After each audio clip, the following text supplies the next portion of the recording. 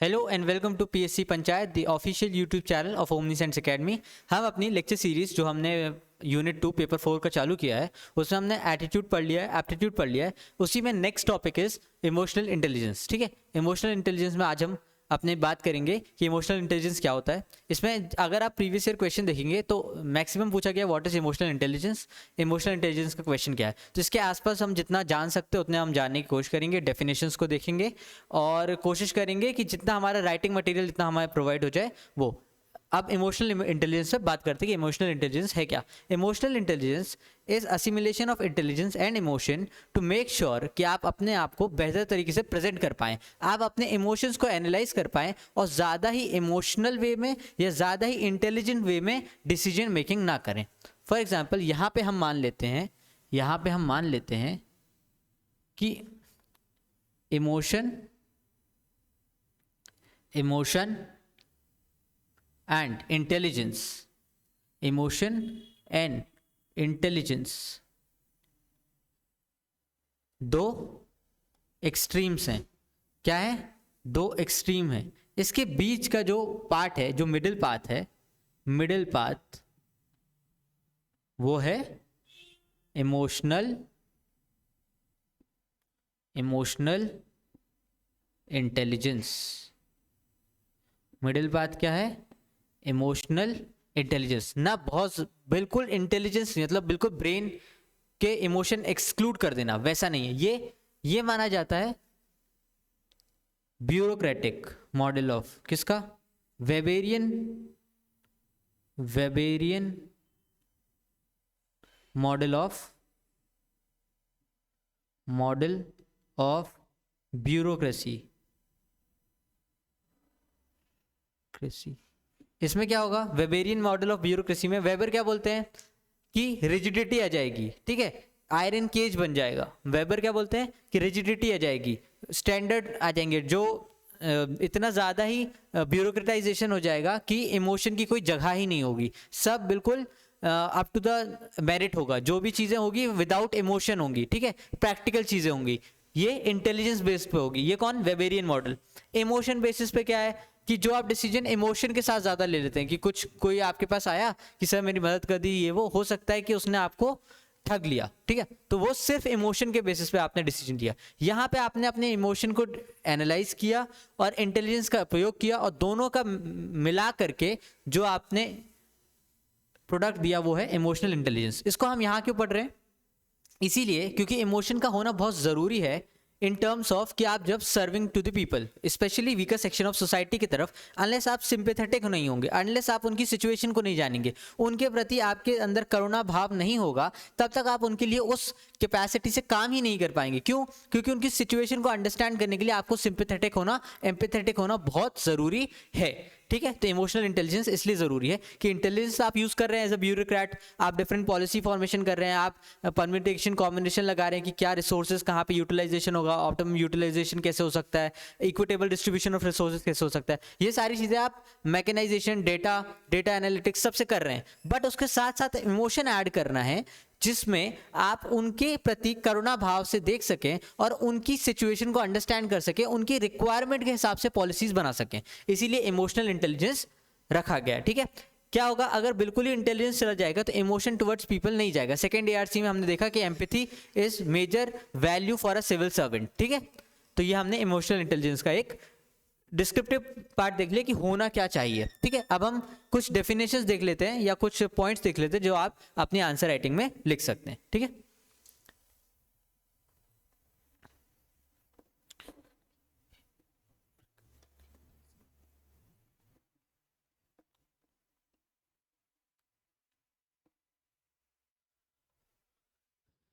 Definition of emotional intelligence.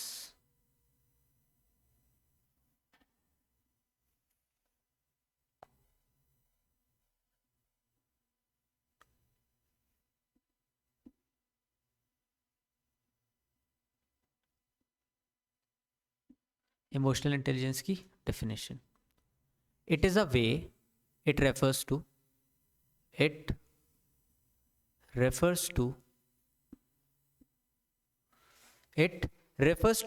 recognizing our own feelings, recognizing our own feelings and feeling of others to motivate ourselves, motion and to have relationship with others. ठीक है, it refers to recognizing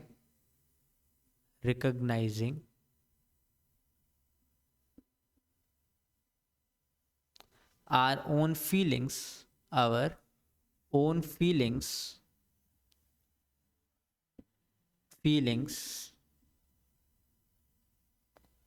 and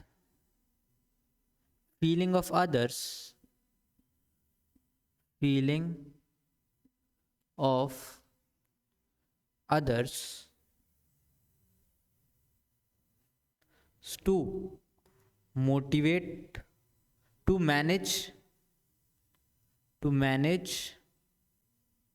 our emotion, to manage our emotions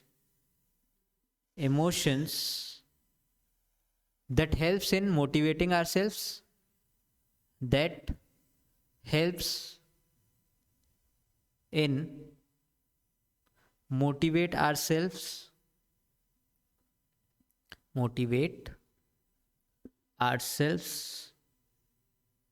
and relationship with others, creating relationships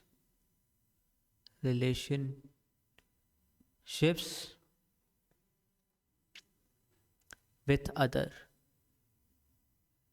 others.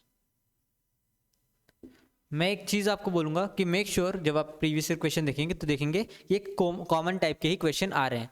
तो अगर आप ये सारी definition थोड़ा सा याद कर लेंगे, मेमोराइज कर लेंगे, अगर आप ये डेफिनेशन मेमोराइज कर लेते हैं तो आपको आंसर राइटिंग में थोड़ी आसानी होगी, दूसरों से थोड़ा एज अबव मिलेगा. क्योंकि जब आप लिख रहे होंगे तो आपको ऑलरेडी याद होगा और जल्दी जल्दी लिखने के कारण आपको टाइम एक्स्ट्रा मिलेगा. तो आप ज़्यादा किसी सेक्शन में अगर आप फंस रहे हैं तो वहाँ ज़्यादा टाइम दे पाएंगे और चीज़ें याद रहती हैं तो जल्दी आंसर भी कंप्लीट होता है, थोड़ा कॉन्फिडेंस भी लगता है. एक डेफिनेशन ये हो गई, ठीक है, एक डेफिनेशन ये हो गई.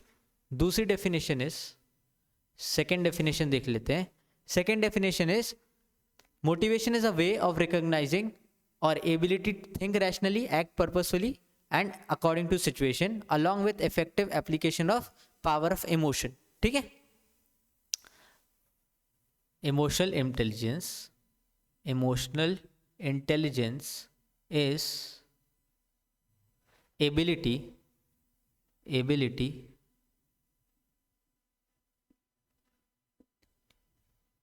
to think rationally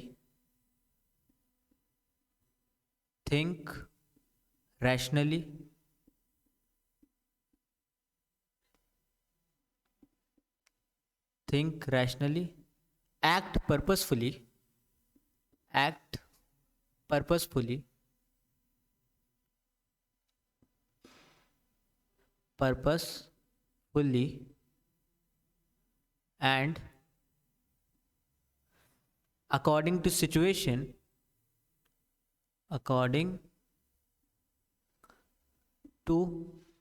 situation along with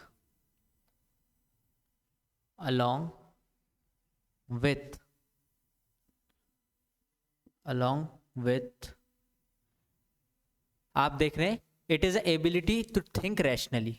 कैसे थिंक करना? Rationally. Act purposefully according to situation along with how we are going to affected, along with applying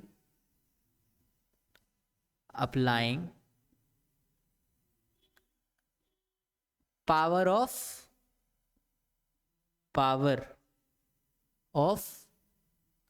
emotion. किस तरीके से आप जब पर्पसफुली यानी कि इंटेलिजेंस का यूज कर रहे हैं, रैशनली और पर्पसफुली सोच के, और पावर ऑफ इमोशन, अपने इमोशन को अंडरस्टैंड किया, सिचुएशन को समझा और अपने इमोशन को आपने यूज किया उस इंटेलिजेंस के साथ अपना काम निपटाने के लिए, applying with power with emotion. ठीक है, तो उससे होगा क्या? इससे अल्टीमेटली होगा कि आप रिलेशनशिप एस्टेब्लिश कर पाएंगे for human energy human energy, information sharing, information connection and connection with people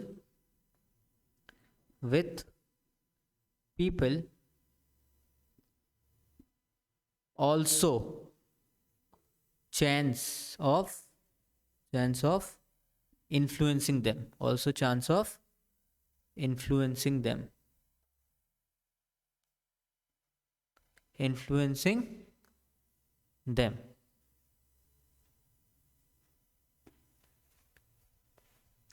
तो ये आप कैसे सोचते हैं पर्पसफुली, रैशनली, और अपने इमोशन को, पावर ऑफ इमोशन को अप्लाई करते हैं किस चीज के लिए?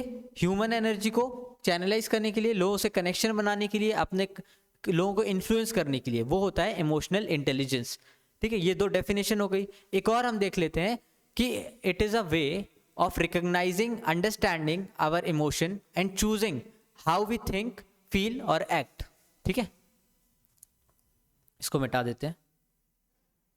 तीसरा,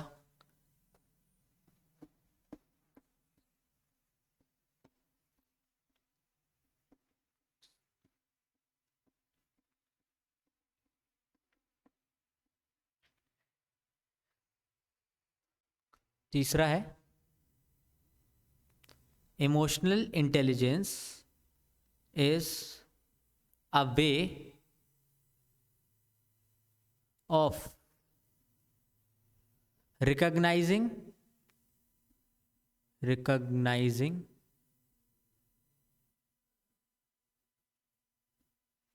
understanding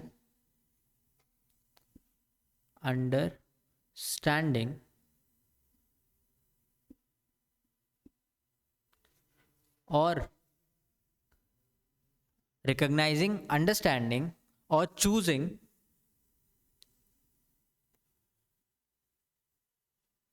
how we think,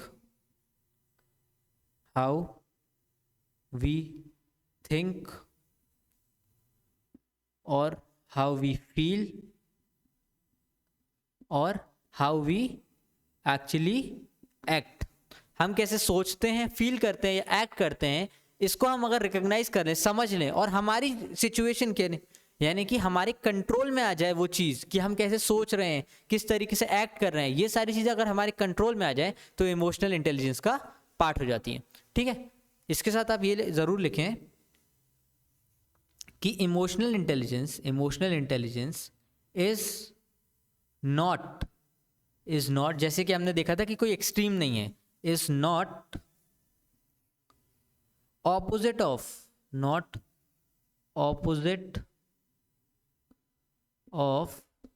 intelligence, not opposite of intelligence.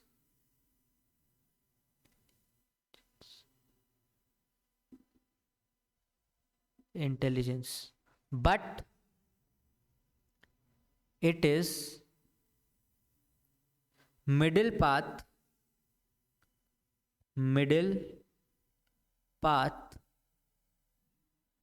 between our brain and heart, our brain and heart।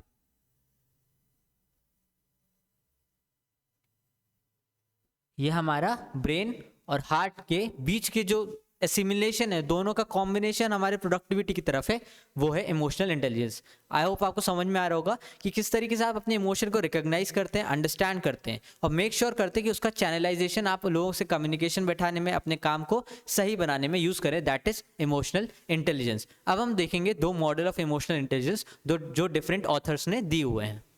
ठीक है, इसको मैं मिटा देता हूँ।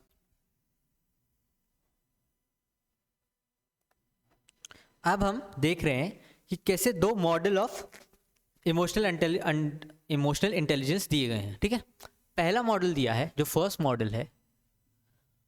Model is given by Peter सेल्वॉय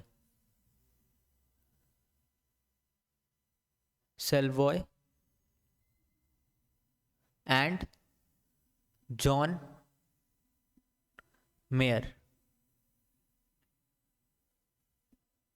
ठीक है, John Mayer and Peter Salovey ने पहला मॉडल दिया है, इसको ब्रांच मॉडल बोलते हैं, ब्रांच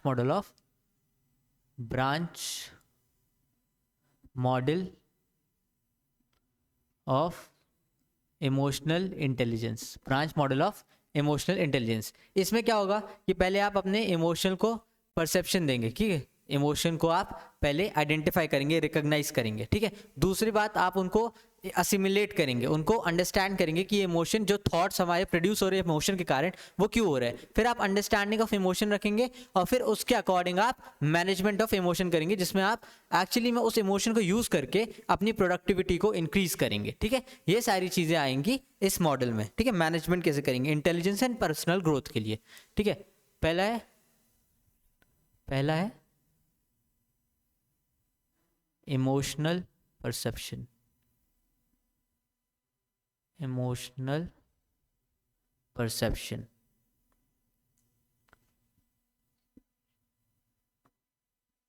इसमें क्या होगा, आप रिकॉग्नाइजेशन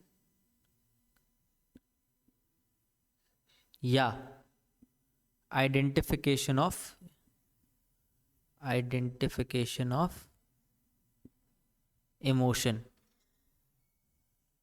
इमोशन, ठीक है। दूसरा क्या होगा, second one would be perception के बाद emotional assimilation,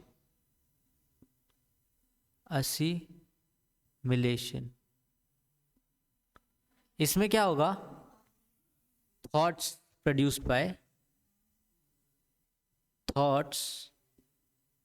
produced due to emotion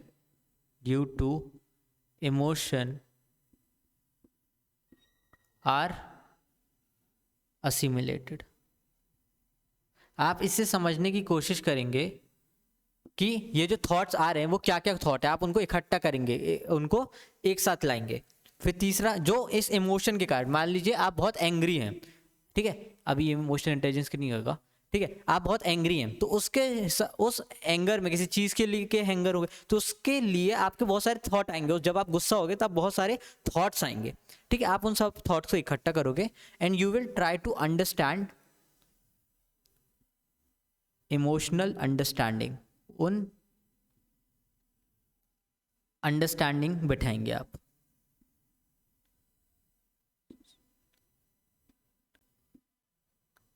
ठीक है, इमोशनल अंडरस्टैंडिंग। और फिर उस अंडरस्टैंडिंग के बेसिस पे चौथा एक्ट करेंगे, that is emotional management.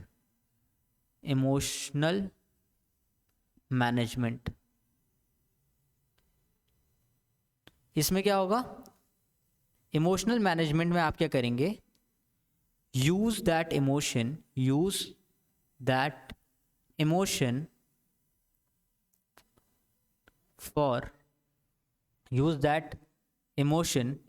For personal और इंटेलेक्चुअल ग्रोथ। आप पर्सनल या इंटेलेक्चुअल ग्रोथ के लिए आप इसको यूज करेंगे। तो क्या होगा, पहले आपने रिकॉग्नाइज किया, फिर उस इमोशन के कारण थॉट्स आ रहे हैं, आपने उनको असिमिलेट किया, उनको आपने समझा कि ये क्यों, और फिर आपने उसको यूज किया अपने पर्पस के लिए, ठीक है। तो इससे क्या होता है, ये ब्रांच मॉडल ऑफ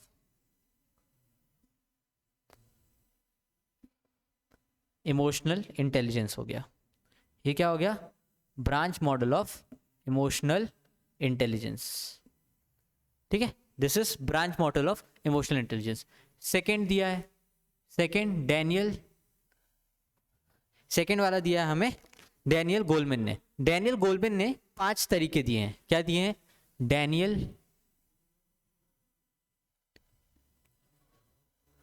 एक सेकेंड, इसकी स्पेलिंग एक बार कंफर्म कर ले कि है क्या, डैनियल डैनियल गोलमैन ने दिए हैं,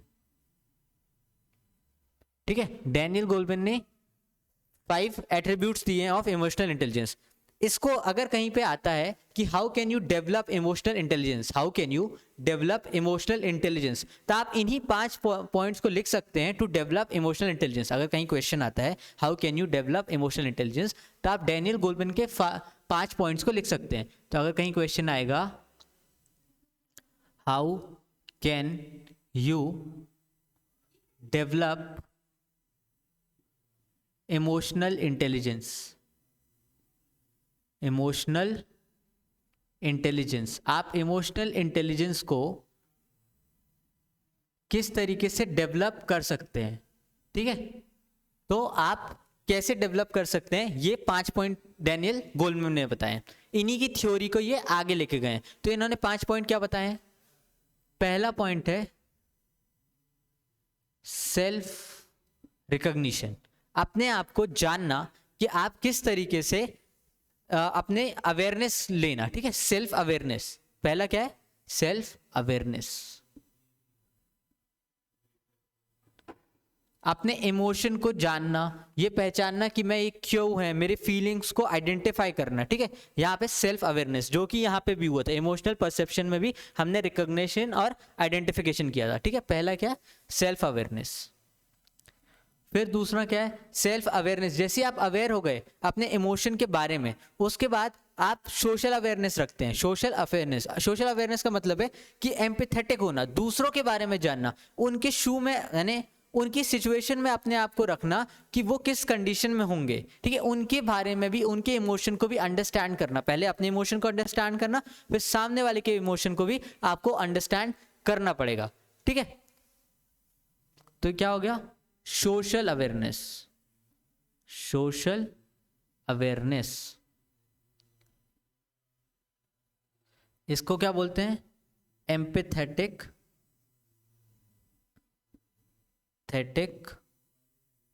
अंडरस्टैंडिंग,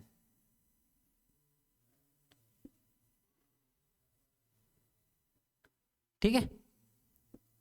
फिर तीसरा क्या है सोशल अवेयरनेस के बाद? सेल्फ मोटिवेशन, सेल्फ मोटिवेशन, इसमें क्या होता है? सेल्फ मोटिवेशन में आपको एक प्रकार की अर्ज होनी चाहिए, आपके अंदर एक स्टिमुलेशन होना चाहिए टू अचीव समथिंग। देखिए, आपका एक गोल है लाइफ में, आपके इमोशन आपको नेगेटिव तरीके से उसको आपको अपने गोल से दूर ले जा रहे हैं। मान लीजिए आप एंगर बहुत करते हैं, ठीक है, आपका एंगर बहुत करते हैं, ये आपको पता हो गया, आपने सेल्फ अवेयर हो गए अपने एंगर के बारे में, ठीक है। अब सेल्फ मोटिवेशन क्या करेगा? अगर आप एंगर कर रहे हैं, ठीक है, और वो एंगर आपके काम में या आपको जो गोल अचीव करना है उसमें बाधा लेके आ रहा है, सेल्फ अवेयर हो गए कि मुझे एंगर ज्यादा आता है। अब आपका मोटिवेशन आपको उस सिचुएशन से पीछे करेगा, ठीक है। वहां पे जो आप एक्ट कर सकते थे एंगर के कारण, आप गलत एक्ट कर सकते थे, वो एक्ट को पीछे लेगा और आपको सोचने पे मजबूर करेगा कि क्या बेहतर एक्ट हो सकता है इस पर्टिकुलर सिचुएशन में जो मुझे मेरे गोल के और करीब लेके जाए, ठीक है।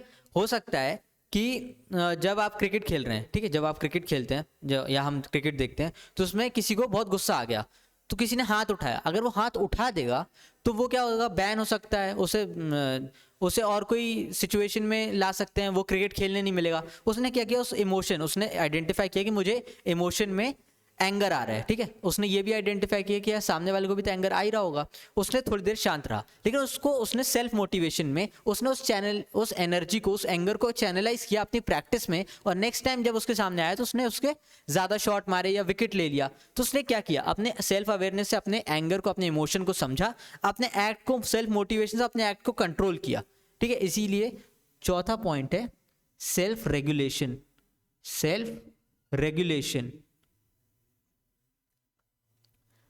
अनटिल अनलेस आप रेगुलेट नहीं करेंगे अपने आप को थोड़ी चीज़ों को रिस्ट्रिक्ट नहीं करेंगे कि मुझे ये करना है, ये नहीं करना है, तो इमोशन को आइडेंटिफाई करने का मतलब ही क्या हुआ, ठीक है। अगर आपको कोई इमोशन, आप खुशी में कई बार ज़्यादा ही बह जाते हैं, ठीक है, खुशी में क्या होता है कि आप अपना ही नुकसान कर जाते हैं, कई बार ऐसा होता है, तो आपने एक बार रिकॉग्नाइज कर लिया, फिर अपना सेल्फ कंट्रोल का काम आता है। मोटिवेट किया, मोटिवेशन ने क्या किया? आपको उस सिचुएशन से वापस लेके आए, कि हमें इस तरफ आगे बढ़ना है। सेल्फ कंट्रोल क्या काम आता है, उस सिचुएशन में जब हम वापस आ रहे हैं तो हम एक सिचुएशन या तो एंगर में बहुत गुस्सा हुए जा रहे हैं या फिर खुशी में बहुत ज़्यादा पागल हुए जा रहे हैं, तो उस सिचुएशन में जो हमारा खुद का सेल्फ कंट्रोल होता है कि इससे ज़्यादा मुझे ये काम नहीं करना है, इतना डिस्ट्रक्टिव नहीं होना है कि एंगर में मैं डिस्ट्रक्टिव हो जाऊं, ये जो सेल्फ रेगुलेशन होता है, कई लोग क्या होते हैं गलत तरीके से अपने इमोशन को जस्टिफाई करने की कोशिश करते हैं। फॉर एग्जांपल लोग बोलते हैं कि क्योंकि डिप्रेशन में है इसलिए शराब पी रहा है, ये गलत है। सेल्फ रेगुलेशन आपको पॉजिटिव एनर्जी की तरफ लेके जाता है, इसीलिए कई लोग अगर डिप्रेशन में होते हैं तो वो एक खिलाड़ी बन के उभरते हैं। क्यों? क्योंकि उन्हें सेल्फ रेगुलेट किया, अपने इमोशन को आइडेंटिफाई किया और फिर उसे चैनलाइज किया अपनी एनर्जी को प्रोड्यूस करने के लिए। ठीक है, तो यही डिफरेंस आता है। और फिर लास्ट है रिलेशनशिप मैनेजमेंट। रिलेशनशिप मैनेजमेंट या फिर इसको क्या बोलते हैं, सोशल स्किल्स। सोशल स्किल्स, ये सोशल स्किल या कम्युनिकेशन स्किल्स, इसमें क्या होगा, आप सामने वाले को परस्यूएट कैसे करते हैं, ठीक है, आप कैसे कम्युनिकेट करते हैं, आप सामने वाले को कैसे अपनी बातों में इन्फ्लुएंस कर सकते हैं, ये सारी कैपेसिटी अगर आप में है तो आप अपने इमोशन को चैनलाइज कर सकते हैं लोगों को इन्फ्लुएंस करने के लिए। ठीक है, तो आई होप आपको ये समझ में आया होगा कि ये क्या है। इसके बाद अब हम देखेंगे व्हाट आर वेरियस इंपॉर्टेंस या फिर significance of emotional intelligence. Emotional intelligence in public administration. Public administration में इमोशनल इंटेलिजेंस का क्या रोल है, हम ये देख लेते हैं। ठीक है,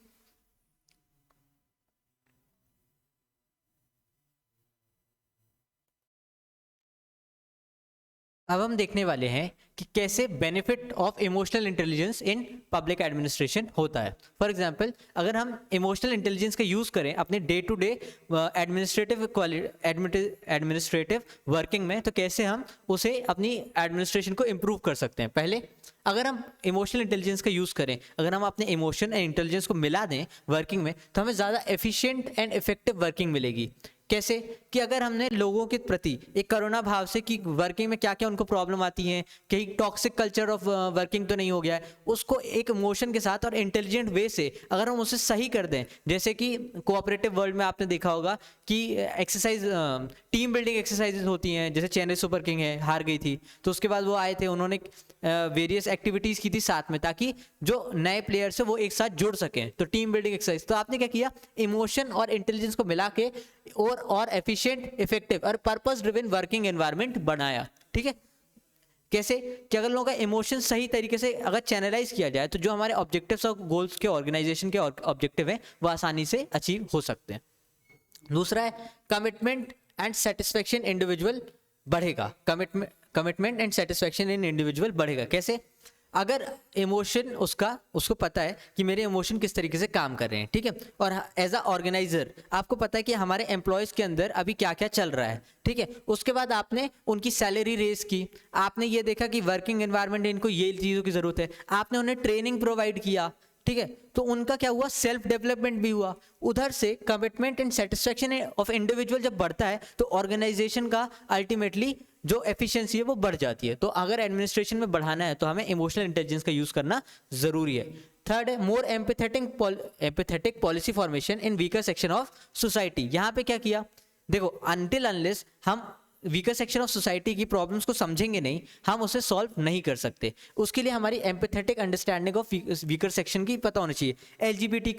एलजीबीटीक्यू ग्रुप है, उनकी प्रॉब्लम्स अलग है, रूरल वुमेन की प्रॉब्लम अलग होगी, अर्बन वुमेन की प्रॉब्लम अलग होगी, चिल्ड्रन की प्रॉब्लम अलग होगी। जब तक हमारी अंडरस्टैंडिंग उनकी तरफ नहीं होगी, इमोशन हमारा उनके प्रॉब्लम से नहीं कनेक्ट करेगा, तो हम उनके लिए इंटेलिजेंट, कितने भी इंटेलिजेंट हो, हम उनके लिए सही पॉलिसी फॉर्मेशन नहीं कर सकते। ठीक है, one size fit fall all approach हो जाएगी। टेलर मेड अप्रोच के लिए हमें बहुत ज़्यादा एडमिनिस्ट्रेशन में इमोशनल इंटेलिजेंस की ज़रूरत होती है।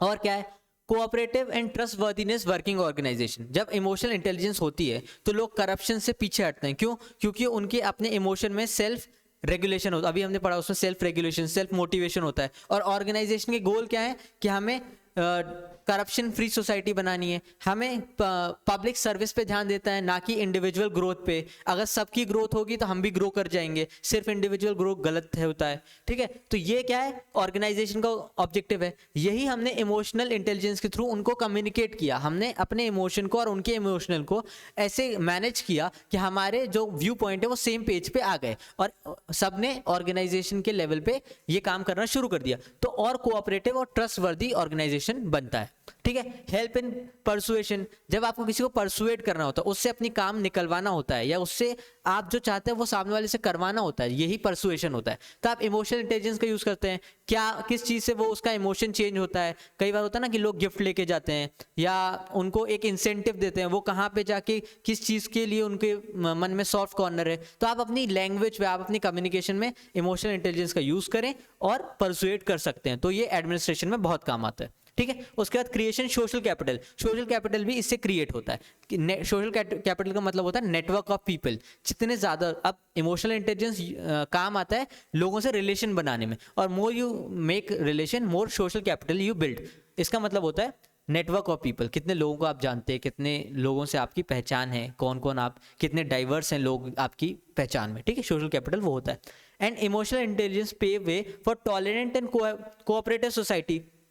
इमोशनल इंटेलिजेंस होगा तो लोग बहुत जल्दी अपने इमोशन पे आकर के, जैसे देखते हैं राइट्स हो जाते हैं, या फिर आप देखते होंगे कि मॉब लिंचिंग हो जाती है। तो लोग अगर सोसाइटी में इमोशनल इंटेलिजेंस होगा, हो सकता है उनको किसी चीज़ के ऊपर गुस्सा है बट उनका बिहेवियर वैसा ना निकले, वो और सिविलाइज सोसाइटी की तरह बिहेव करें। और जैसे जैसे सोसाइटी सिविलाइज्ड होगी, एडमिनिस्ट्रेशन करना उतना आसान होगा। हम बारबेरिक सोसाइटी में थे, वहाँ कोई एडमिनिस्ट्रेशन नहीं था। धीरे धीरे जब हम सिविलाइज्ड हुए तो एडमिनिस्ट्रेशन भी बढ़ता गया, अच्छा होता गया, एफिशिएंट होता गया। तो अगर टॉलरेंट एंड कोऑपरेटिव सोसाइटी हो जाएगी तो एडमिनिस्ट्रेशन भी बढ़ेगा। आई होप आपको ये लेक्चर पसंद आया होगा। नेक्स्ट लेक्चर में हम शुरू करेंगे हमारे 3rd यूनिट के साथ, ठीक है। Thank you for listening.